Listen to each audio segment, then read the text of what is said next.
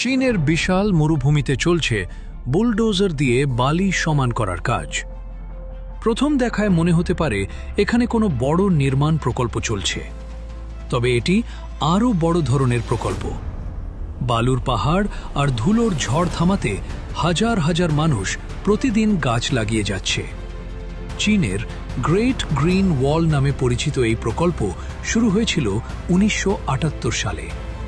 মূল লক্ষ্য মরুভূমির বিস্তার রোধ করা, বালু ঝড় কমানো এবং পরিবেশ রক্ষা করা। বিশেষ করে তাকলামাকান ও গোবি মরুভূমির চারপাশে তৈরি করা হচ্ছে বিশাল সবুজ বেষ্টনী। বিশেষজ্ঞরা বলছেন, অতিরিক্ত গাছ কাটার কারণে অনেক এলাকা ধীরে ধীরে মরুভূমিতে পরিণত হচ্ছিল।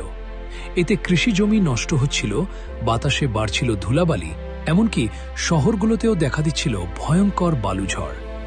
তাই এই পরিস্থিতি বদলাতে শুরু হয় কোটি কোটি গাছ লাগানোর উদ্যোগ।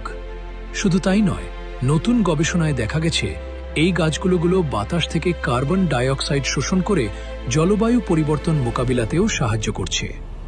কিছু মরুভূমি অঞ্চল এখন ধীরে ধীরে কার্বন সিঙ্কে পরিণত হচ্ছে। তবে চ্যালেঞ্জও কম নয়। অনেক বিজ্ঞানী বলছেন, মরুভূমিতে গাছ টিকিয়ে রাখতে প্রচুর পানির প্রয়োজন হয়। তাই পরিবেশের ভারসাম্য রক্ষা করেও এই প্রকল্প চালিয়ে যেতে হবে।